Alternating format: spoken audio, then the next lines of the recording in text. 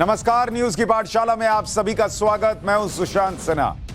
ये वो पाठशाला जहां सबकी क्लास लगती है और खबर का हर चैप्टर इतने विस्तार से खुलता है कि आप उस खबर के मास्टर होकर निकलते हैं। आज आपके लिए क्या क्या लेकर आया हूं पाठशाला में, पहले वो बता दूं।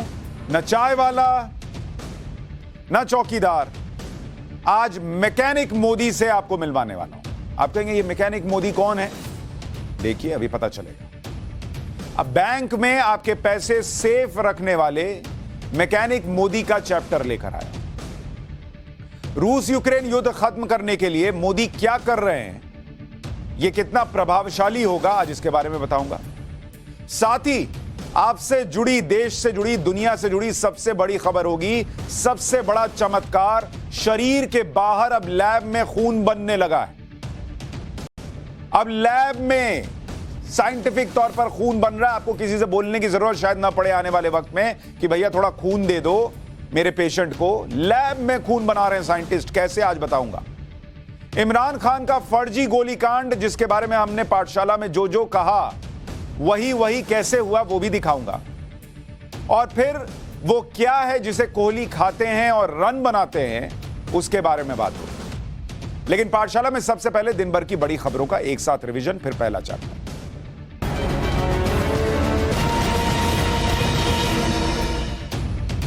प्रधानमंत्री नरेंद्र मोदी ने आज G20 का लोगो लॉन्च कर दिया है। 2023 का जो साल है उसमें G20 समिट भारत में होगी और भारत इसकी अध्यक्षता करेगा। लोगो लॉन्च करने के बाद प्रधानमंत्री नरेंद्र मोदी ने कहा कि यह भारत के लिए बहुत महान अवसर है। G20 के लोगो में बने कमल के फूल पर पीएम मोदी ने कहा कि यह कमल का फूल आशा और उम्मीद का प्रतिनिधित्व करता है।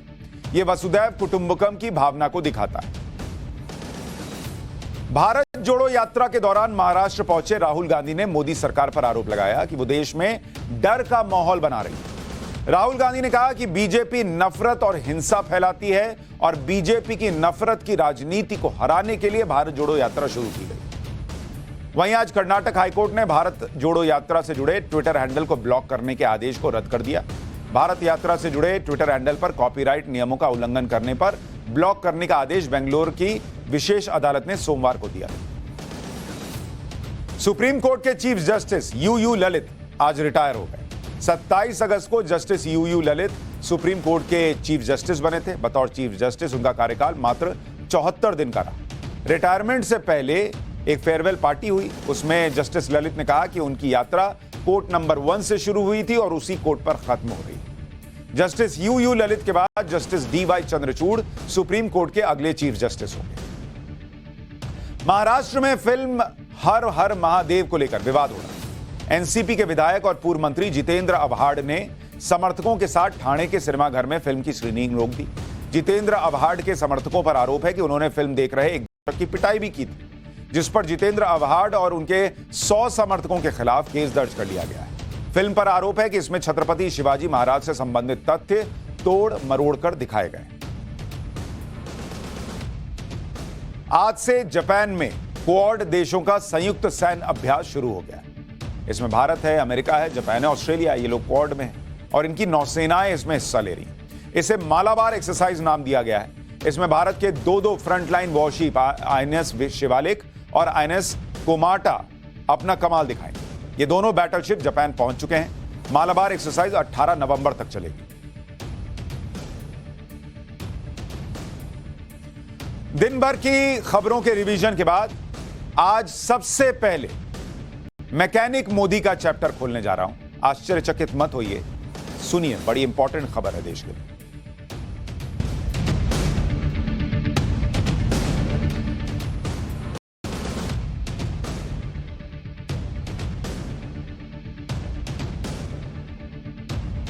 एक बड़ी फाइनेंशियल एजेंसी है मॉर्गन स्टैनले और दुनिया में इस एजेंसी का बड़ा नाम है मॉर्गन स्टैनले। ध्यान से नाम सुनिए, बहुत प्रतिष्ठित एजेंसी है। इसकी जो रिपोर्ट आती है उस पर दुनिया भर के एक्सपर्ट्स भरोसा करते हैं। इसी मॉर्गन स्टैनली ने अपनी रिपोर्ट में भारत को लेकर कहा है कि 2030 तक भारत दुनिया की तीसरी बड़ी अर्थव्यवस्था बन जाएगा। भारत की अर्थव्यवस्था लगातार मजबूत हो रही है। भारत की अर्थव्यवस्था में ऐसा बदलाव हो रहा है जो पीढ़ियों में एक बार होता है। भारत में निवेशकों और कंपनियों के लिए बहुत सुनहरा अवसर है। इस दशक के अंत तक भारत दुनिया के विकास के 5वें भाग का हिस्सेदार होगा। अब ये बातें जब आपको बता रहा हूं, आप कहेंगे आपने तो कहा था कि भाई मैकेनिक मोदी के बारे में बताएंगे, अभी बताऊंगा। लेकिन ये मैकेनिक मोदी का चैप्टर आज क्यों खुल रहा है और इस पूरे हफ्ते क्यों खोलेंगे, उसको समझने के लिए आपको ये रिपोर्ट जाननी जरूरी है। क्योंकि ये रिपोर्ट कह रही है कि दुनिया में सबसे तेजी से बढ़ती अर्थव्यवस्था भारत अगले 10 साल में दुनिया को रास्ता दिखाएगा। लेकिन अगले 10 साल में भारत कैसे बढ़ेगा, यह भी इस रिपोर्ट में बताया गया है। मैं आपको इस रिपोर्ट में दिए गए कुछ अनुमान के आंकड़े बताता हूं, फिर आपको बताऊंगा कि मैकेनिक मोदी का जिक्र क्यों कर रहा हूं। जरा इसको सुनिए, बहुत इंपॉर्टेंट है। फिर आऊंगा कि मैकेनिक मोदी की बात क्यों। अगले 10 साल इसमें क्या होगा अगले 10 साल में, और यह रिपोर्ट मॉर्गन स्टैनली की कहती है कि जो लोग 28 लाख रुपए 28 लाख सालाना जो लोग कमाते हैं, ऐसे परिवारों की संख्या 5 गुना बढ़ जाएगी।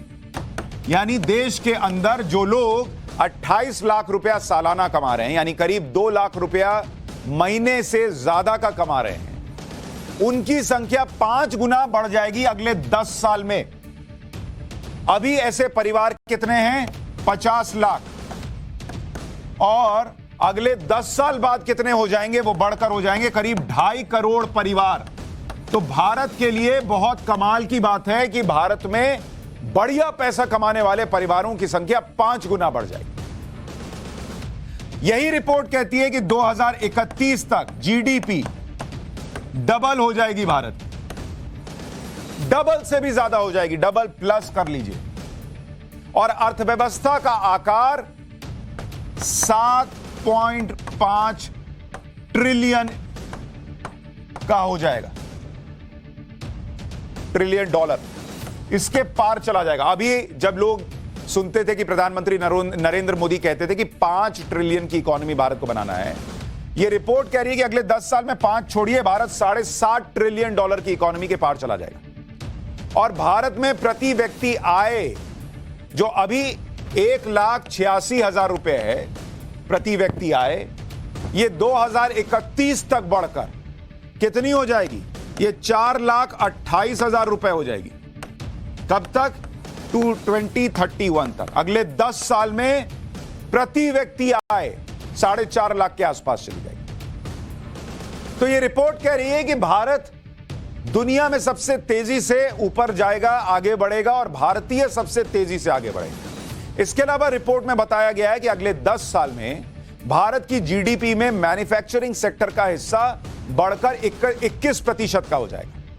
ग्लोबल इंपोर्ट में भारत की हिस्सेदारी 2031 तक 4.5% से ज्यादा की हो जाएगी। वैश्विक कार बिक्री का करीब 25% कहां से होगा? भारत से होगा।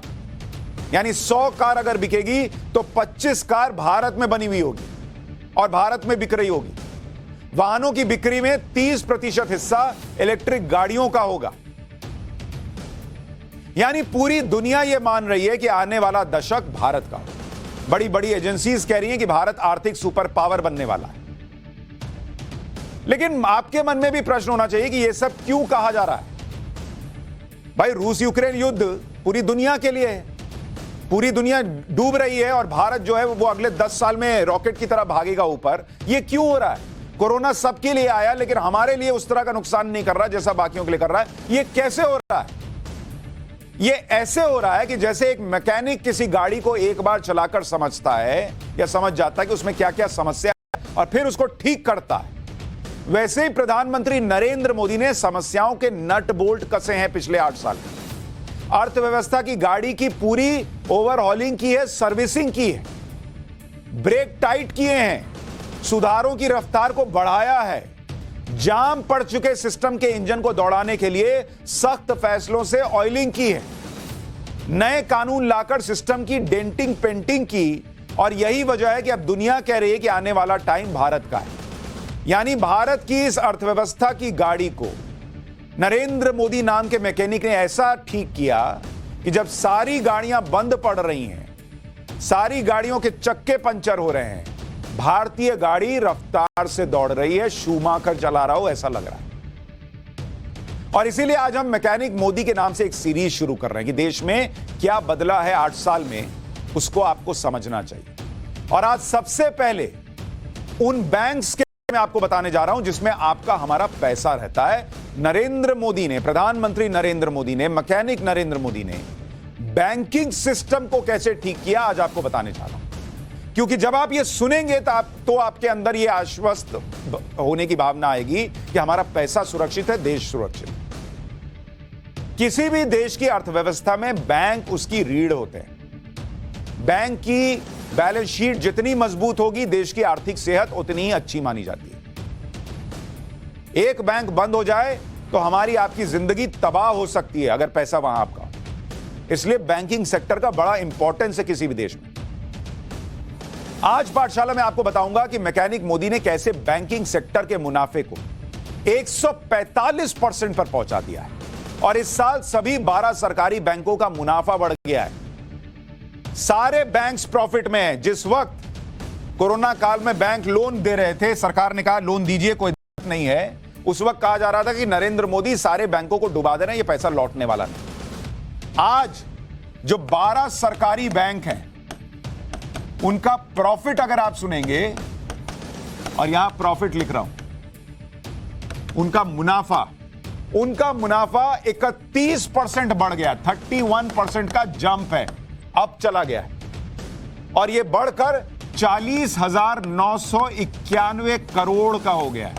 भारतीय बैंकिंग सेक्टर, 12 सरकारी बैंक मुनाफे में चल रहे हैं। और यह फाइनेंशियल ईयर के शुरुआती 6 महीने में है, अभी 6 महीना बचा हुआ है। 12 सरकारी बैंकों का नेट प्रॉफिट, इन्हीं का नेट प्रॉफिट अगर आप देखिएगा, यह 50% बढ़ गया है। 50% का जंप है सरकारी बैंकों का, 25,685 करोड़ का हो गया। और यह मौजूदा फाइनेंशियल ईयर में जुलाई से सितंबर के बीच बता रहा हूं। बैंक, सारे सरकारी बैंक मुनाफे में चल रहे हैं। सरकारी बैंकों की, और ये कैसे हुआ अभी आगे बताऊंगा, कैसे मैकेनिक मोदी ने ये ठीक किया, वरना सब डूबने वाले थे। आर्थिक सेहत में इतना सुधार हुआ है कि कुछ बैंकों का मुनाफा जुलाई सितंबर के बीच 145%, यह आंकड़ा सुनकर अपने आप में आप हिल जाएंगे कि कुछ बैंकों का मुनाफा 145% तक बढ़ गया। जैसे यूको बैंक के बारे में आप सुनिए। यह जो बैंक है, इसका प्रॉफिट 145% का प्रॉफिट है इसका, जबरदस्त, 504 करोड़ रुपए हो गया बढ़कर। देश के सबसे बड़े सरकारी bank SBI, state bank of India, इसका प्रॉफिट कितना बढ़ा? इसका प्रॉफिट 74% प्रॉफिट बढ़ गया है। और बढ़कर कितना हो गया? 13,265 करोड़ का अतिरिक्त मुनाफा कमाया किसने? स्टेट बैंक ऑफ इंडिया ने। कैनरा बैंक, इसके बारे में सुनिए। कैनरा बैंक,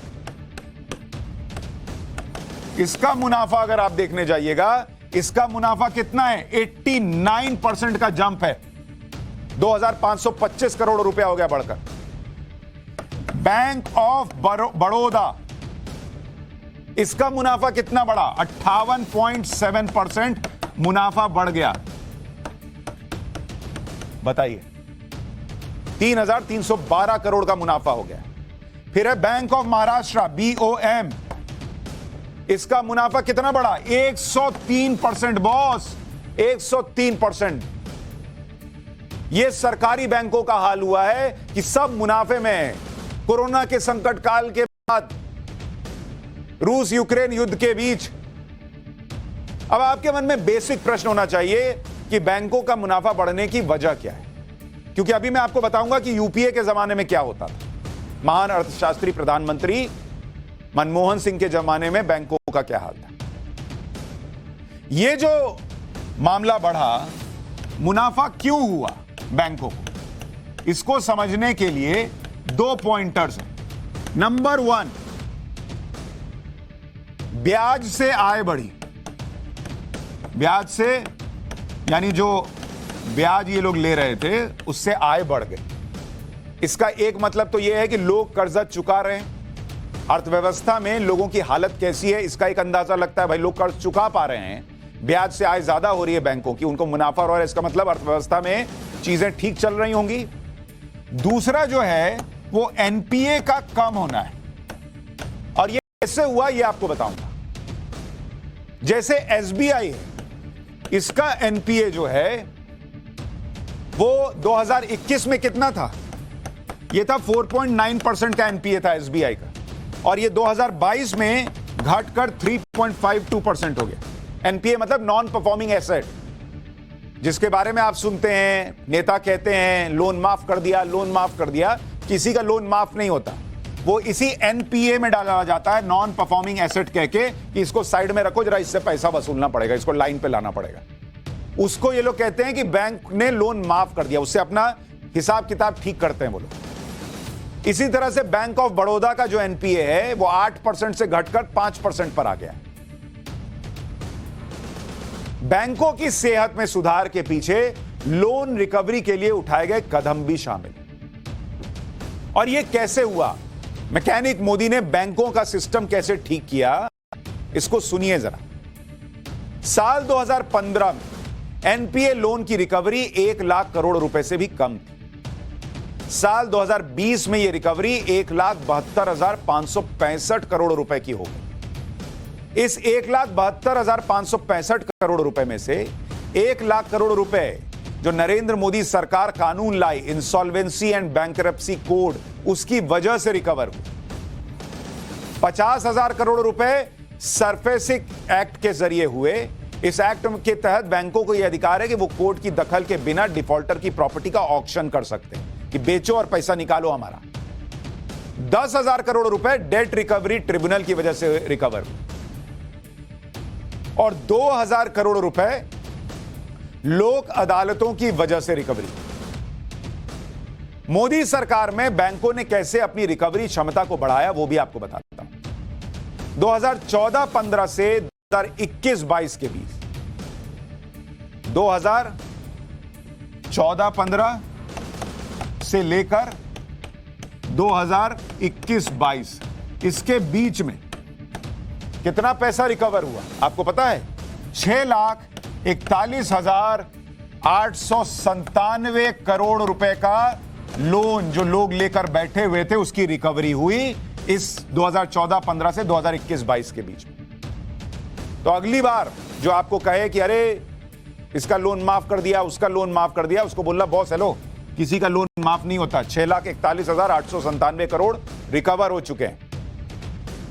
इसी साल आरबीआई की फाइनेंशियल स्टेबिलिटी रिपोर्ट ने बताया कि मार्च 2022 में भारत के बैंकिंग सेक्टर में कुल एनपीए जो है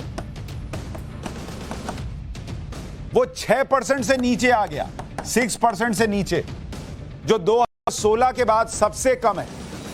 2016 में जो ग्रॉस एनपीए था वो 7.6% था, अब यह घटकर 5.97% पर आ गया। रिकवरी हो रही है तभी हो रहा है ना, तो किसी का लोन माफ नहीं होता। इसलिए कहता हूं पाठशाला में आइए, फैक्ट समझिए, नहीं तो यहां घुमाने वाले बहुत घूम रहे हैं। साल 2015 तक बड़े लोन के बैड लोन हो जाने से भारतीय बैंकों की बैलेंस शीट बिगड़ गई। बैंकों की हालत खराब थी भाई। मोदी सरकार के आने के बाद इस समस्या पर काम हुआ। साल 2015 में मोदी सरकार ने एसेट क्वालिटी रिव्यू सिस्टम लागू किया, और इसका असर यह हुआ कि एनपीए असल में कितना है पहले तो यह पता चल पाया, नहीं तो सब कालीन के नीचे गंदा डाल डालकर ऊपर आराम से मजे में खुश रह रहे थे। मेरा घर बहुत साफ। तो एक आदमी आया जिसने कहा पहले कालीन उठाओ, दिखाओ इसके नीचे क्या क्या छुपा है। क्योंकि पहले ऐसा था कि बैंक एनपीए का सही आंकड़ा नहीं देते थे, लेकिन मोदी सरकार के आने के बाद बैंक्स ने अपनी अकाउंट बुक में जो बैड लोन्स छिपाए हुए थे उसके आंकड़े सामने आने शुरू हुए। यही वजह थी कि मार्च 2014 में एनपीए 2.5 लाख करोड़ रुपए से बढ़कर मार्च 2018 तक 10 लाख करोड़ से ऊपर चला गया। मतलब कालीन के नीचे से सारा कचरा निकला। अब देखने में तो यह लगा कि घर बहुत गंदा है, लेकिन अगर यह सफाई नहीं होती, यह कचरा न निकला होता, तो घर में ऐसे ऐसे दीमक लग चुके थे कि एक दिन घर गिर जाता। तो एक आदमी ने कहा, कालीन उठाओ, गंदा निकालो, मेरे ऊपर आने दो कि इसके घर में बड़ा गंदा है, लेकिन पहले सफाई करेंगे। एक बार सफाई हो गई, उसके बाद मामला सेट हो जाए। तो पहले सारा कचरा कालीन के नीचे से निकला, एनपीए बाहर आ गए, 10 लाख करोड़ पहुंच गया। इसके बाद जो प्रयास हुए, उससे बैंकों का कुल एनपीए 2018 में 10,36,000 करोड़ रुपए से कम होकर 2021 में 7,73,000 करोड़ रुपए हो गया। मतलब कचरा घर के बाहर। अब भारत के बैंकों की अकाउंट बुक कहीं ज्यादा क्लीन है। इससे वो अपनी लोन देने की क्षमता का सही आकलन कर रहे हैं, और इससे बैंकिंग सिस्टम का काम पारदर्शी हुआ है, और सिस्टम सही होने से और एनपीए कंट्रोल करने से बैंकों का प्रॉफिट बढ़ रहा है। आप समझ में आया बैंक क्यों प्रॉफिट में है? क्यों मॉर्गन स्टैनले कह रही है कि भारत अगले 10 साल में जबरदस्त रॉकेट की तरह ऊपर जाएगा? क्योंकि ये बेसिक चीजें ठीक की गई। कालीन के नीचे कचरा डालकर बैठे रहने का हिसाब खत्म किया गया। इसीलिए कह रहा हूं मैकेनिक मोदी। कहने को लोग कह सकते हैं गाड़ी रोक के ठीक कर रहे हैं, बताइए सब आगे निकले जा रहे हैं। बॉस, अब जब गाड़ी रफ्तार पकड़ रही है ना, और बाकी जो है वो कोने में लगाकर सोच रहे हैं गाड़ी के लिए पेट्रोल कहां से लाएं, गाड़ी गई, तब आप सोचिए कि मैकेनिक मोदी ने क्या किया। अब आपको यूपीए के वक्त के बैंकों की कहानी भी बताता हूं। तब कमर्शियल बैंक्स ने भर भर कर लोन तो दे दिए। अगर आप सुनिए इसको, यूपीए के जमाने में क्या होता था। यूपीए जो कमर्शियल बैंक थे, कमर्शियल बैंक, इन्होंने जो लोन दिए 2008 में, कितना लोन दिया? 23 लाख करोड़ का लोन दिया हुआ था। यह है लोन।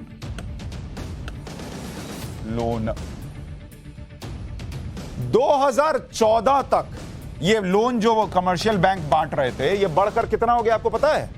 61 लाख करोड़ रुपए। कहां 23 लाख करोड़ रुपए, और कहां 6 साल के अंदर ये बढ़कर करीब करीब 2.5 गुना बढ़ गया। 61 लाख करोड़ रुपए का लोन बांट दिया बैंकों ने। और उस वक्त बैंकों की हालत क्या हो गई थी आपको अगर जानना है। बैंकों का प्रॉफिट, जरा इसको देखिए। अब जरा देखिए 2013-14 में जो बैंकों का प्रॉफिट था वो था ही नहीं। बैंकों का हिसाब किताब घाटे में चल रहा था। ये जो प्रॉफिट है ये -11.2% था। 2013-14 में बैंकों का माइनस में चल रहा था बैंकिंग सेक्टर का प्रॉफिट। महान अर्थशास्त्री प्रधानमंत्री के रहते हुए बैंकिंग सेक्टर का प्रॉफिट माइनस में चल रहा था, क्योंकि लोन रिस्ट्रक्चरिंग के नाम पे जो चीजें हो रही थी, किसी दिन बैठकर वो भी आपको बता दूंगा एक दिन पाठशाला में खोल। बैड लोन, कालीन के नीचे कचरा डालो, सब चल रहा था, तो माइनस में चल रहे थे बैंक। और आप और हम सोए थे ये सोचकर कि हमारा पैसा सेफ है। यही चलता रहता तो किसी दिन सब भरभरा के गिर जाता। आज के हालात में तो गिर ही जाता। लेकिन यही 2021 आते आते जो बैंक माइनस में चल रहे थे, उनका प्रॉफिट 1 लाख करोड़ हो गया, जो ऑल टाइम हाई है। 1 लाख करोड़ के प्रॉफिट में चले गए। कहां -11% के लॉस में चल रहे थे, 1 लाख करोड़ के ऑल टाइम प्रॉफिट में चल रहा है। कौन? Banking sector. तो ये उस सफाई की वजह से हुआ, उस ओवरहॉलिंग की वजह से हुआ जो मैकेनिक मोदी ने किया। और इसलिए मॉर्गन स्टैनली जैसी संस्था को लिखना पड़ रहा है कि अगले 10 साल में एक आम आदमी जो पैसा कमाता है वो बढ़ेगा। भारत की अर्थव्यवस्था $7.5 ट्रिलियन की इकोनॉमी बन जाएगी और उसलिए बैंकों का हिसाब किताब सही किया गया। मैकेनिक मोदी ने और क्या किया, ये सीरीज अभी इस हफ्ते चलेगी, तो कल उसके अगले हिस्से में आपको बताऊंगा कि कैसे देश में एक और स्टेबिलिटी के लिए कदम उठाए। लेकिन पाठशाला में अब इमरान खान का चैप्टर, जिनके झूठ की पोल खुलती जा रही है। हमने पाठशाला में इमरान खान के गोलीकांड को लेकर जो बातें कही थी, एक एक बात अब वही सामने आ रही है।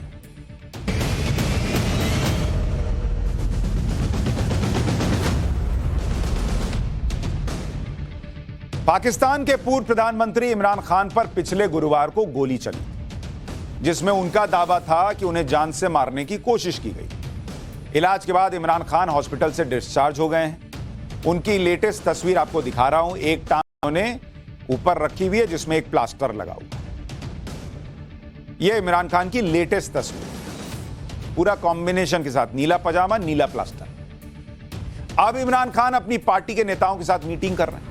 वो अपना दाहिना पैर एक आरामदायक डाइस पर रखकर बैठ जाते हैं, मीटिंग करते हैं। लोग बैठे हैं आसपास।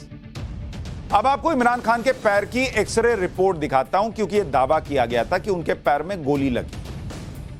जरा इस एक्सरे रिपोर्ट को यहां डालिए, लोगों को देख के बहुत मजा भी आएगा और आपको हम बताएंगे कि जब सारी दुनिया, सारे न्यूज चैनल कह रहे थे और इमरान खान को गोली लग गई, हमने आपसे कहा था कि क्यों संशय पैदा होता है कि इमरान खान को गोली लगी या खुद पर गोली चलवाई है। जरा इस एक्सरे रिपोर्ट को आप देखिए। यहां अगर आप देखेंगे कि इस एक्सरे रिपोर्ट में क्या दिखाया गया है, यहां दिखाया गया है कि यहां एक गोली लगी हुई है, यहां एक गोली लगी हुई है, ये इमरान खान की टांग बताई जा रही है, और ये हिस्सा जो है यहां पे भी बुलेट लगा हुआ है और यहां पर फ्रैक्चर बताया जा रहा है इस जगह पर। ठीक है, एक और तस्वीर होगी, जरा वो भी दिखाइए, एक और, जिसमें वो हिस्सा जो है टांग का, इसमें अगर आप देखेंगे, यहां पर आप देखिए गौर से, इसमें पूरी तरीके से यह हड्डी जो है वो मतलब भयंकर टूटी हुई है। अगर आप उसको देखेंगे तो इमरान खान यहां बैठे हैं और वहां पर उसको दिखाया जा रहा है। अब इसमें पैर की हड्डी में एक बड़ा गैप भी दिखता है। वो वाली फोटो अभी आई नहीं है, ये है वो फोटो जो मैं आपसे कह रहा हूं। इसमें अगर आप देखेंगे इस एक्सरे को, अब आप इस एक्सरे को बहुत गौर से देखिए। डॉक्टर कह रहे हैं कि ये इमरान खान के पैर की हड्डी है और ये हड्डी यहां और यहां, ये बीच की हड्डी गायब हो गई है, ऐसी गोली लगी, ऐसी गोली लगी कि बीच की हड्डी गायब हो गई। इतना भयंकर फ्रैक्चर हुआ है, इतना बड़ा फ्रैक्चर हो जाए, किसी के बीच की हड्डी ही गायब हो जाए, हिल जाए, बीच से खत्म हो जाए, उसमें आदमी चीख चीख कर चिल्लाएगा, रोएगा, तड़पेगा। लेकिन इमरान खान को उस दिन देखकर आपको लगा था कि उनके पैर की हड्डी ऐसे गायब हो गई है, यह हालत हो गई है। आमतौर पर जिसकी हड्डी टूट जाती है वो कई दिनों तक असहनीय दर्द से परेशान रहता है। यह भाई साहब को देख के लग रहा है कि इनके पैर का यह हाल है। कंप्लीट बेड रेस्ट की सलाह दी जाती है, सर्जरी होती है, अंदर कुछ स्क्रू वगैरह लगता है। बीच की हड्डी जब गायब हो गई तो वहां क्या करेंगे, उसको हवा में थोड़ी भर देंगे, रॉड लगती है, सर्जरी होती है। ये भाई साहब आराम से बाहर आ गए, एक टांग ऊपर रख दिया और चर्चा कर रहे हैं, गप मार रहे हैं। अच्छा, ये तो चलिए फिर भी कहेंगे कि भाई पाकिस्तान के डॉक्टर कुछ चमत्कार कर दिए होंगे। आपको उस वक्त का वीडियो दिखाता हूं जब इमरान खान पर हमला हुआ था। हमले के तुरंत बाद इमरान खान बेफिक्र दिख रहे थे, वो हाथ उठाकर लोगों को अपनी सलामती का मैसेज दे रहे थे। अब जरा ये वीडियो देखिए जो आपको दिखा रहा हूं, एक मिनट, ये जरा पॉज कीजिए वहां पर जहां पर इमरान खान दिखते हैं। ये देखिए, ये पॉज कीजिए, ये भाई साहब का चेहरा देखिए। अब इनका चेहरा देखिए और मैं आपसे प्रश्न पूछता हूं कि ये भाई साहब यहां हंस रहे हैं, मुस्कुरा रहे हैं। जिस आदमी के टांग का एक्सरे मैंने आपको दिखाया, जिसके बीच की हड्डी गायब हो गई, वो उस वक्त बेहोश हो जाना चाहिए था, चीख चीख कर रो रहा होना चाहिए था, चिल्ला रहा होना चाहिए था। ये भाई साहब मुस्कुरा रहे हैं। और इसलिए लोग पूछ रहे हैं कि अपने आप पैर का एक्सरे दिखा रहे हो, किसी और का दिखा रहे हो? या तो ये लोहे के बने हैं, या तो भाई इनको दर्द नहीं होता, क्योंकि कोई और सामान्य आदमी इतनी हड्डी टूट जाए तो ऐसे मुस्कुरा नहीं सकता, ऐसे हीरो नहीं बन रहा उससे। इनको सिंपैथी बटोरनी थी, इसलिए भाई साहब वो कर रहे थे। इसलिए मैं कह रहा हूं, जो उस दिन संशय पैदा हुआ था वो आज भी है, क्योंकि जो आदमी ये मुस्कुरा रहा है, आप उसकी हड्डी देख लीजिए एक बार, जो मैंने अभी आपको दी थी, बीच की हड्डी गायब है, तुम मुस्कुरा रहे हो भाई। यहां आपको एक बात और बताता हूं, इमरान खान का दावा है कि उन पर 4 फायर हुए, 4 गोली लगी, लेकिन पाकिस्तान के गृह मंत्री ने इमरान खान को चैलेंज कर दिया कि अगर इमरान खान यह साबित कर दें कि उन्हें 4 गोलियां लगी तो वो राजनीति छोड़ देंगे। पहले सुनिए इमरान खान ने क्या कहा, फिर आपको पाकिस्तान के गृह मंत्री की बात सुनाऊंगा। इसकी पहले आपको पता हो, इसमें मैं मुख्तलिफ चीज़ें सुन रहा हूं कि वो फ्रेंडली फायर है या पता नहीं क्या है। तो मैं चाहता हूं कि डॉक्टर फैसल आपको स्क्रीन पे पहले बता दें कि ये चोटें 4 गोलियां मुझे लगी हैं, किधर लगी, उसके बाद फिर मैं बाकी आपसे बात करूंगा। वो कह रहे हैं डॉक्टर साहब दिखा दीजिए मुझे 4 गोलियां लगी। इस पर पाकिस्तान के गृह मंत्री राणा सनाउल्लाह ने कहा कि इमरान खान साफ साफ झूठ बोल रहे हैं, उन्हें 4 गोलियां लगी ही नहीं है, यह आदमी ड्रामा कर रहा है। एक बार सुनिए पाकिस्तान के गृह मंत्री राणा सनाउल्लाह क्या बोल रहे हैं। ये कहता है मेरे 4 फायर लगे, नहीं लगे इसके 4 फायर, ये इंडिपेंडेंट मेडिकल बोर्ड से अपना मायना। इसने चीफ जस्टिस ऑफ पाकिस्तान से जो है वो किया है। चीफ जस्टिस पाकिस्तान जो है वो अपनी सरबराही में जो है इंक्वायरी बेंच में बैठा दें, 900 कत्ल की भी जो है वो इंक्वायरी करें, 18 कत्ल की भी करें, इसके जख्मों की भी जो है वो इंक्वायरी करें, उस वाकये की भी करें। तो राणा साहब यही मुतालबा आज इमरान खान ने किया है। झूठ यहीं पे ना पकड़ा जाए। राणा साहब अब आप कह रहे हैं यहीं पे इसका झूठ पकड़ा जाए। सवाल सुन लीजिए, आप कह रहे हैं कि जितनी बातें उन्होंने की बहुत हैं, बड़ा फ्रॉडिया और झूठा इंसान है ये। राणा साहब आप कह रहे हैं जितनी बातें उन्होंने की हैं, राणा साहब सवाल सुन लीजिए। राणा साहब एहसन इकबाल साहब को जब गोली लगी थी, मुझे 4 फायर लगे, एक आप मेडिकल बोर्ड बैठाएं। राणा साहब एहसन इकबाल साहब को जब गोली लगी थी हाथ पर, मैं ये कह रहा हूं कि इसको एक फायर या एक फायर का कोई हिस्सा जो है वो तो बात मानने, ये कह रहा है मुझे 4 फायर लगे हैं, ये झूठ बोल रहा है, ये फ्रॉड कर रहा है कौम के साथ। आप कह रहे हैं एक भी नहीं लगा, ये कह रहा है कि एक ब्रश नहीं, कि ये कह रहा है कि दो सामने से एक आदमी ने फायर किया। पाकिस्तान का गृह मंत्री कह रहा है इमरान खान फ्रॉडिया है। अच्छा वो तो कह रहे हैं, वहां बैठ के कह रहे हैं, हमारे यहां की मीडिया जो है वो बहे जा रही थी, इमरान खान को गोली लग गई, इमरान खान को गोली लग गई। आपको याद होगा हमने सिर्फ आकर आपको कहा था कि भैया इसमें बहुत पेंच दिख रहा है, बहुत झोल है। अब देखिए वही बातें निकल कर आ रही हैं, हड्डी एकदम इधर से उधर गायब हो गई और भाई साहब हाथ हिला रहे। अच्छा इमरान खान के गोली कांड को पाकिस्तान में बहुत लोग ड्रामा बता रहे हैं। पाकिस्तान में एक नेता है मौलाना फजलुर रहमान, उन्होंने तो यह तक कह दिया कि इमरान खान ने एक्टिंग के मामले में सलमान खान और शाहरुख खान को भी पीछे छोड़ दिया। एक बार सुनिए उन्हें। मेरे ख्याल में इस एक्टिंग में तो उसने शाहरुख और सलमान खान को पीछे छोड़ दिया था।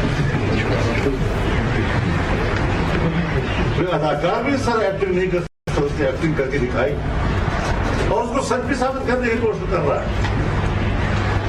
कभी दौड़ के चलता है, कभी जख्मी के ऊपर प्लास्टर डालता है और लम्बा पहने, कौन सा तरीका है? हड्डी टूटती है तो प्लास्टर डाला जाता है, जख्मों पर पट्टी बांधी जाती है। तो इमरान खान पर पाकिस्तान के वजीराबाद में हमला हुआ, वो इलाज के लिए सीधे लाहौर चले गए। मतलब मैं आपको बता रहा हूं जो उस दिन मैंने आपसे कहा था कि क्या क्या पेंच है। देखिए हड्डी जोड़ने के लिए पेंच नहीं मिल रहा, बाकी केस में पेंच ही पेंच। भाई साहब को गोली लगी, हड्डी इधर से उधर हो गई, भाई साहब हंसी मजाक कर रहे हैं, खुश हैं, मतलब हंसी मजाक मतलब स्माइल दिख रहा है। और जहां गोली लगी वहां इनकी ही सरकार है। लेकिन इन्होंने क्या किया अभी और सुनिए। इनको गोली लग गई, हड्डी आप देखें कि कैसे गायब है वहां से। बहुत कोई दूसरा आदमी होता बाप बाप कर रहा होता, ये भाई साहब हाथ हिला रहे थे। अच्छा चलिए फिर भी बहुत हाथ हिला। उसके बाद ये किसी आसपास के अस्पताल में इलाज कराने नहीं गए, वजीराबाद से लाहौर की दूरी जो है, ये भाई साहब कितने दूर गए आपको पता है? ये देखिए 120 किलोमीटर दूर एक अस्पताल है। इमरान खान 120 किलोमीटर दूर एक अस्पताल में गए, पैर की हड्डी गायब हो गई है, जानलेवा हमला हुआ है। भाई साहब पहले तो वहां से जल्दी से निकले नहीं, हड्डी टूटी हुई है, आदमी जो है वो बेहोश हो जाएगा, इतना दर्द होगा। वहां भाई साहब 120 किलोमीटर दूर एक अस्पताल चुनते हैं जाने के लिए, जहां जाने में करीब 2 घंटे का वक्त लगता है। अरे भाई जो मर रहा होगा दर्द से वो 2 घंटे दूर के अस्पताल में जाएगा, ये कहेगा पहले बगल में ले चलो यार, यहीं इलाज करा।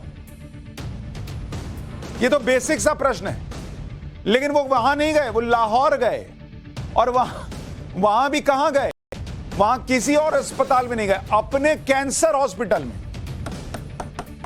कैंसर हॉस्पिटल में भाई साहब हड्डी जुड़वाने गए, जो इनका अपना कैंसर हॉस्पिटल है, शौकत खानम। इसी वजह से पाकिस्तान के नेता फजलुर रहमान ने कहा कि हड्डी का इलाज कैंसर हॉस्पिटल में क्यों करवाने गए भाई? वजीराबाद में ही किसी हॉस्पिटल में इलाज क्यों नहीं कराया? सुनिए एक बार, लोग पूछ रहे हैं। किसी अस्पताल में जाने को तैयार नहीं, या तो 5-6 दिनों में मुश्किल से लाहौर से गुजरावाला पहुंचता है, और यहाँ जब गोली लगती है तो इतनी तेजी से दौड़ता है कि 1 घंटे में लाहौर करीबी अस्पताल में नहीं। इतने बड़े हादसा जिसकी वजह से आसमान सर को उठाया गया। फिर हड्डी का इलाज कैंसर अस्पताल में, फिर उसके डॉक्टर का रिपोर्ट और जो बाहर से आई है उसकी रिपोर्ट और। इस वाकये से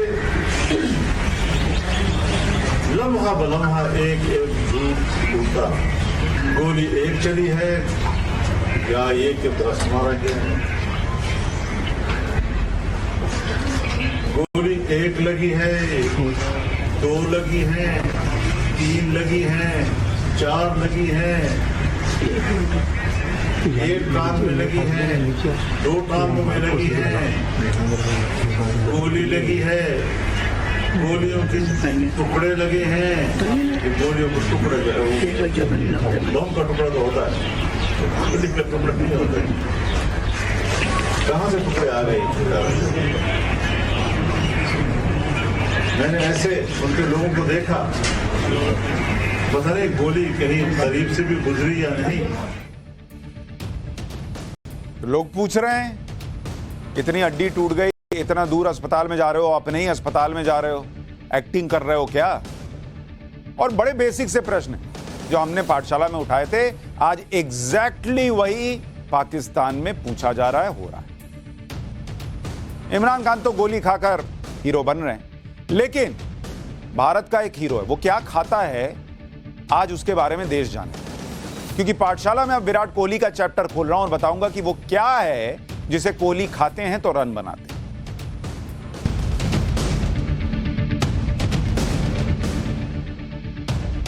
आजकल हर कोई वर्ल्ड कप देख रहा है, सेमीफाइनल का सबको इंतजार है, चर्चा हो रही है क्या फाइनल इंडिया पाकिस्तान का होगा। लेकिन इस वर्ल्ड कप में जिस प्लेयर ने अपना दम दिखाया, जिसने पाकिस्तान को जब हराया, और देश में सिर्फ कोहली की चर्चा थी। बहुत सारे सूर्य कुमार यादव भी हैं, उन पे भी एक चैप्टर खोलने वाला हूं आजकल में, लेकिन सबसे बड़ा नाम विराट कोहली है इस वर्ल्ड कप के, क्योंकि कोहली का बल्ला इस वक्त धड़ाधड़ बोल रहा है। और वो बल्ला जो पिछले 2 साल से एक तरह से साइलेंट था, बहुत आलोचना हो रही थी, टीम में उनकी जगह को लेकर बहस हुई, हमने भी सवाल उठाए, लेकिन विराट कोहली ने अपने बल्ले से सबको जवाब दिया। और यह सब हुआ है विराट की मेहनत, लगन और फिटनेस के कारण। कई लोग ये कहते हैं कि अगर विराट कोहली की जबरदस्त फिटनेस ना होती तो जिस तरह की खराब फॉर्म में कोहली थे, वहां से वापसी करना असंभव हो जाता। अगर कोहली की जगह कोई और खिलाड़ी होता तो वो अब तक बाहर हो चुका होता। लेकिन विराट की फिटनेस एक मिसाल है, क्योंकि विराट कोहली ऐसे खिलाड़ी हैं जिनका वजन पिछले 8 साल में, सुनिएगा तो हैरान रह जाइएगा, विराट कोहली का वजन पिछले 8 साल में आधा किलो भी इधर से उधर नहीं गया है। यहां लोग हर रोज सुबह वजन की मशीन पे चढ़ जाते हैं, आज 80 किलो, कल 82 किलो, 2 किलो बढ़ गया, आज आधा किलो घट गया, यही चलता रहता है। 8 साल में तो वेइंग मशीन भी दम तोड़ देती है, लेकिन कोहली 8 साल में भाई का वजन आधा किलो भी इधर से उधर नहीं हुआ। ये उनका डिटर्मिनेशन है। और मैं ये आपको बता रहा हूं ऐसा क्या खाते हैं जो उनको इतना फिट रखता है, और उनकी फिटनेस बहुत बड़ा राज है कि कैसे वो खेलते हैं और कैसे परफॉर्म करते हैं। क्योंकि विराट कोहली ने खुद ये बात कही, उन्होंने कहा कि मेरी लंबाई शायद 5 फुट 11 इंच है, वजन पिछले 8 साल से 74.5 किलो से 75 किलो के बीच। 8 साल से भाई साहब 74.5 से ना नीचे जाते हैं ना 75 किलो से ऊपर जाते हैं। इससे कमाल का कुछ हो ही नहीं सकता कि एक व्यक्ति 8 साल से अपने वेट को एक ही लेवल पर मेंटेन रखे हुए ना घटने देता है ना बढ़ने देता है। विराट कोहली भले ही आज टीम इंडिया के सबसे फिट प्लेयर, लेकिन वो पहले ऐसे नहीं थे। जिस आदमी ने ये करके दिखाया उसका चैलेंज सुनिए। पंजाबी होने के कारण विराट को खाने का बड़ा शौक था। 2012 में विराट कोहली ऐसे दिखते थे। 2012 में फूले हुए गाल, पेट निकला हुआ। इससे आपको अंदाजा लगेगा कि कैसे उन्होंने खुद को एक तरह से मशीन बना लिया। डिटर्मिनेशन देखिए इस आदमी का। ये 2012 में विराट कोहली की तस्वीर है और ये आज की तस्वीर है। और जैसे जैसे विराट कोहली का पेट अंदर जाता गया, विराट कोहली का जो टैलेंट था वो बाहर आता चला गया। विराट के शुरुआती दिनों की तस्वीर और आज विराट कोहली कैसे हैं वो देखिएगा तो आपको लगता है कि ट्रांसफॉर्मेशन किसको कहते हैं। दिल्ली का स्वीट पंजाबी मुंडा जिसे खाने का शौक था, वो लड़का आज फिटनेस आइकन कैसे बन गया। और सिर्फ खेल के लिए, सिर्फ क्रिकेट के लिए। अपने करियर के शुरुआती दिनों में विराट कोहली का फिटनेस से कोई नाता ही नहीं था। जो मन आता था वो खा लिया, बिना ये सोचे कि उसका शरीर पर क्या असर पड़ेगा, जैसे हम में से ज्यादातर लोग करते हैं। या कई लोग तो जीवन में ऐसे मिलते हैं जिनका मकसद होता है कि आप जितनी मेहनत करके आए उस पर पानी डाल। अरे यार, एक समोसा में क्या होता है, खाओ ना। अरे तुम खाओ ना भाई, मुझे क्यों खिला रहे। अरे एक छोला भटूरा खाने से क्या होता है, ये होता है। लेकिन ये भाई ने सुनना बंद कर दिया कि एक से क्या होता है। 2012 के आईपीएल में विराट की परफॉर्मेंस बहुत खराब थी और उसी के बाद विराट ने अपनी फिटनेस पर काम शुरू किया। 2012 के बारे में विराट ने खुद कहा है कि 2012 का आईपीएल बहुत खराब सीजन था। कुछ भी खा लेने की आदत बहुत बुरी थी। आईपीएल के मैच के बाद जब रूम में आया और शीशे में खुद को देखा तो बहुत बुरा लगा और खुद पर शर्म आई और यह एहसास हुआ कि इंटरनेशनल क्रिकेटर होने के नाते ऐसा नहीं होना चाहिए। इस तरह से क्रिकेट नहीं खेल सकते। उस दिन कोहली ने तय किया कि वो अपनी आदतें बदलेंगे और फिटनेस पर काम करेंगे। और नतीजा आज सबके सामने है कि 8 साल से विराट कोहली फिटनेस पर लगातार एक ही लेवल से काम कर रहे हैं और वजन को मेंटेन किया हुआ है। यह वो दौर था जब विराट कोहली कुछ भी खा लेते थे और जब कोहली ने खुद को फिट करने की कोशिश शुरू की तो उसमें कई चैलेंज आए। विराट ने उस दौर के बारे में भी बताया। कहते हैं कि उस समय ट्रेनिंग बहुत खराब चल रही थी, खाने की आदतें अजीब हो गई थी, देर रात तक जगता था, मानसिक स्थिति भी खराब हो गई थी। उस समय वजन सामान्य से 11-12 किलो ज्यादा था। इसके बाद विराट ने जिम ट्रेनिंग शुरू की, लेकिन यह आसान नहीं था क्योंकि विराट की ईटिंग हैबिट्स इतनी खराब थी जिसके कारण जिम में भी विराट को भूख लगती थी। विराट ने खुद बताया कि शुरू के 2 महीने जमकर जिम में मेहनत की। रोजाना जिम में 1.5 घंटे तक वर्कआउट करते थे। आटा, चावल, कोल्ड ड्रिंक, मीठा सब खाना छोड़ दिया भाई ने। जिम के बाद रात को सोते समय बहुत भूख लग जाती थी। इनका कहना है कि इनका मन करता था कि बेडशीट खा जाऊं, इतनी भूख लगती थी कि पूरा बेडशीट खा जाऊं। टेस्टी खाना खाने का मन करता था। सपने में भी आता होगा छोला भटूरा, चाउमीन, राजमा चावल, छोले चावल, दिल्ली वालों को यही सब आता है। आज लोगों को लगता होगा कि विराट तो फिट है, लेकिन इस फिटनेस के लिए क्या नहीं किया है भाई ने। लोगों को लगता है कि महीने भर जिम कर लेंगे, बॉडी बन जाएगी, फिट हो जाएंगे, फोटो डाल देंगे, हो गया काम। लेकिन ऐसा होता नहीं बॉस। जब फिट रहना लाइफस्टाइल का हिस्सा बन जाए तो इंसान फिट होता है और फिटनेस आज विराट की लाइफस्टाइल का हिस्सा है और वही फिटनेस उनकी सबसे बड़ी ताकत है मैदान पर। विराट कोहली और टीम के बाकी मेंबर्स की फिटनेस में कितना अंतर है, इस पर 2021 में बीसीसीआई की एक रिपोर्ट से पता चलता है। इस रिपोर्ट के मुताबिक बीसीसीआई के सेंट्रल कॉन्ट्रैक्ट वाले 23 खिलाड़ियों को किसी ना किसी चोट के कारण रिहैबिलिटेशन के लिए नेशनल क्रिकेट एकेडमी में आने की जरूरत पड़ी, सिर्फ एक खिलाड़ी को छोड़कर, और उस खिलाड़ी का नाम है विराट कोहली। एनसीए में फिटनेस के लिए आने वाले कुछ खिलाड़ी तो विराट से 10 साल छोटे हैं, फिर भी वहां जा रहे हैं। विराट कोहली ऐसा फिट रहते हैं कि कभी वहां जाना ही नहीं पड़ा और भगवान करे जाना भी ना पड़े। पिछले 1 साल में विराट कोहली को फिटनेस के लिए नेशनल क्रिकेट एकेडमी में आने की जरूरत ही नहीं पड़ी। विराट कोहली की फिटनेस इतने हाई लेवल की है कि पिछले 1 साल में विराट को हैमस्ट्रिंग और मसल से संबंधित कोई समस्या कभी हुई ही नहीं। कोई भी खेल हो, खिलाड़ी के लिए फिट रहना बहुत जरूरी है और विराट कोहली ने इसी फिटनेस के कारण अपनी खोई हुई फॉर्म वापस हासिल की। एक समय था जब दुनिया विराट की फॉर्म पर सवाल उठा रही थी। कुछ समय पहले पाकिस्तानी क्रिकेटर मोहम्मद आसिफ ने कह दिया था कि Virat Kohli bottom hand player, वो फिटनेस के कारण ही चल रहे हैं। जिस दिन विराट की फॉर्म जाएगी वो कभी कमबैक नहीं कर पाएंगे। ये वो आदमी बता रहा है जो खुद कमबैक नहीं कर पाया। मोहम्मद आसिफ की तरह भारत में भी कई लोग ये मानते थे कि विराट कोहली कमबैक नहीं कर पाएंगे, लेकिन विराट ने सभी को गलत साबित कर दिया। नवंबर 2019 के बाद से विराट कोहली की फॉर्म खराब शुरू हुई, जिसके बाद लगभग 3 साल तक विराट के बल्ले से सेंचुरी नहीं निकली। इस दौरान भी कोहली ने अपनी फिटनेस को लेकर कोई समझौता नहीं किया। 2022 में एशिया कप के दौरान विराट पुरानी फॉर्म में आए। एशिया कप में विराट कोहली ने 5 मैच खेले, 5 मैचों में 276 रन बनाए। 2019 के बाद पहली सेंचुरी भी विराट ने एशिया कप में बनाई। फिर T20 वर्ल्ड कप में विराट ने 5 मैच में 246 रन बनाए। अब तक एशिया कप से अब तक 15 मैच में विराट कोहली 650 रन बना चुके हैं और इस दौरान कई कमाल की इनिंग्स खेल चुके हैं। वो पाकिस्तान वाला छक्का तो अभी तक लोगों को ध्यान है, लोग रिपीट कर करके देखते हैं। जो लोग विराट कोहली को खत्म मान रहे थे, जिनको लगता था कि विराट फॉर्म में वापसी नहीं कर पाएंगे, उन लोगों को इंग्लैंड के ऑलराउंडर बेन स्टोक्स की भी बात सुननी चाहिए। बेन स्टोक्स ने कहा कि विराट को कभी भी खत्म मान ही नहीं सकते। सुनिए एक बार। Yeah, I think Virat, he could have 4 unbelievable years like he had, and then have a, not so loud couple of months, and then for some reason players like that will get written off. I've got no idea why. I think he's earned the right to never be written off. You don't produce the numbers and produce the innings that he does over all 3 formats, and then it's fine. Like we.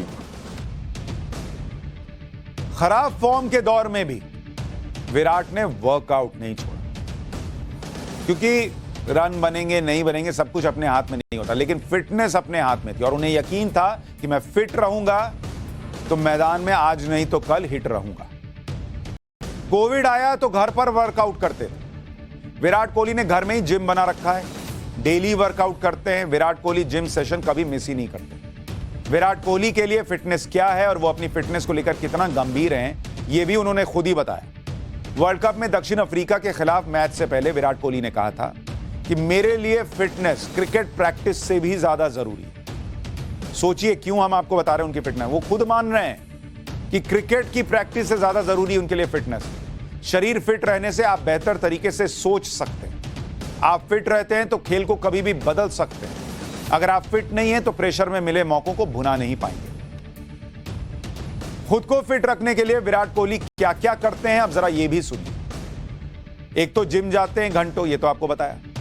इस दौरान वो cardio और running करते हैं, pushup करते हैं, sit-up जैसी exercises करते हैं। बॉडी को बेहतर बनाने के लिए विराट कोहली वेट लिफ्टिंग और स्क्वाट्स भी करते हैं। विराट कोहली 60 से 70 किलो तक का वेट उठाते हैं और इसके अलावा कोहली स्विमिंग भी जाते हैं। पेट की चर्बी को कंट्रोल करने के लिए स्विमिंग बेस्ट एक्सरसाइज मानी जाती है। विराट कोहली अपनी डाइट का पूरा ख्याल रखते हैं। खाते क्या है भाई? दाल खाते हैं, हरी सब्जियां खाते हैं, पालक खाते हैं, अंडे खाते हैं, बादाम खाते हैं। चिकन विकन छोड़ रखा है। विराट की डाइट में प्रोटीन बार भी शामिल है। विराट में दिन में 3-4 कप ग्रीन टी पीते हैं। खास बात यह है कि विराट कोहली पूरी तरह से शाकाहारी हैं। 2012 के बाद से, उसके पहले नॉनवेज खाते थे। 34 साल के विराट कोहली को आज दुनिया का बेस्ट बैट्समैन माना जाता है। उनके शॉट्स पर फैंस फिदा हो जाते हैं। एक्सपर्ट्स विराट कोहली की तकनीक और शॉट सिलेक्शन को की मिसाल देते हैं। लेकिन ये सारी क्रिकेटिंग स्किल्स ट्रेनिंग और फिटनेस के बाद आई। आज भी विराट की ट्रेनिंग में कोई अंतर आया ही नहीं। इस साल एशिया कप की तैयारी के दौरान Virat Kohli high altitude mask पहनकर ट्रेनिंग करते दिखाई दे रहे थे। ये मास्क लगाकर मैराथन दौड़ने वाले एथलीट प्रैक्टिस करते हैं। इस मास्क को पहनकर रनिंग करने से फेफड़े मजबूत होते हैं और कम हवा में भी फेफड़े सही से काम करते हैं। लगभग 10 मिनट तक विराट ने हाई ऑल्टीट्यूड मास्क पहनकर रनिंग की थी। ये उसकी तस्वीर देखिए। फिर उसके बाद हाँफ गए, जीभ बाहर आ गई, लेकिन फेफड़े मजबूत कर रहे थे। फेफड़े मजबूत हो गए। आप मैच में दौड़ रहे हैं, रन ले रहे हैं, आधा घंटा खेल चुके हैं, थकिएगा नहीं, तभी ना बैकफुट पे जाके वो छक्का मारिएगा जो मारे उस दिन पाकिस्तान के खिलाफ। जब कंधा झुक जाएगा, थक जाइएगा, फेफड़े जो है वो जवाब दे जाएंगे, जीभ बाहर लटक रही होगी 2 फीट, फिर क्या रन मारिएगा? तो उसके लिए करते हैं। विराट कोहली खुद तो फिट रहते ही हैं, साथ ही टीम मेंबर्स को फिट रहने के लिए मोटिवेट भी करते हैं। तेज गेंदबाज ईशांत शर्मा ने विराट के योगदान के बारे में बताया। ईशांत शर्मा ने कहा था कि विराट कोहली से पहले टीम में फैट परसेंटेज पर कोई बात ही नहीं होती थी। विराट के आने के बाद टीम में फिटनेस की बात होने लगी और कई बदलाव आए। ईशांत शर्मा ने अपनी फिटनेस का क्रेडिट भी विराट को देते हुए कहा कि विराट कोहली ने सभी के लिए एक मिसाल कायम की। अच्छा, विराट कोहली टीम के मेंबर्स को फिट रहने के लिए मोटिवेट ही नहीं करते, बल्कि अपने साथी खिलाड़ियों की फिटनेस के लिए जो बन पड़ता है वो अपनी तरफ से कंट्रीब्यूट भी करते हैं। T20 वर्ल्ड कप के दौरान टीम इंडिया को काफी ज्यादा ट्रैवल करना पड़ रहा है। एक मैच के बाद टीम को अगले मैच के वेन्यू तक पहुंचने के लिए एयर ट्रैवल करना पड़ रहा है। अच्छा, इंडिया से ऑस्ट्रेलिया पहुंचने में 12-13 घंटे लग जाते हैं। इससे टीम मेंबर्स, खासतौर पर फास्ट बॉलर्स को काफी परेशानी हो रही है। इकोनॉमी क्लास में वो आराम से पैर फैलाकर नहीं बैठ सकते, लंबे लंबे बॉलर्स। ऐसे में बॉलर्स को आराम मिल सके, इसके लिए विराट कोहली, रोहित शर्मा और कोच राहुल द्रविड़ ने बिजनेस क्लास की अपनी सीटें गेंदबाजों को दे दी। आईसीसी के नियमों के मुताबिक हर टीम को बिजनेस क्लास की 4 सीट मिलती है, जहां आमतौर पर सीनियर खिलाड़ी, कैप्टन और कोच बैठते हैं। विराट कोहली, रोहित शर्मा और राहुल द्रविड़ ने अपनी सीटें बॉलर्स को दे दी। मोहम्मद शमी, हार्दिक पांड्या, अर्शदीप सिंह को बिजनेस क्लास में बैठाया। बिजनेस क्लास में ज्यादा लेग रूम होने से बॉलर्स ने आराम से सफर किया और मैच में अच्छा परफॉर्म कर पाया। तो फिट रहिए और हिट रहिए, लेकिन आज एक बात तो रह गई, एक क्लास रह गया। लैब में कैसे खून बन रहा है ये बताने का समय ही निकल गया। एक काम करते हैं, कल 8:50 पे जब मिलेंगे तो लैब में कैसे खून बन रहा है, ये कैसे चमत्कार हो रहा है, वो भी आपको बताऊंगा। आज पाठशाला में इतना ही। नमस्कार।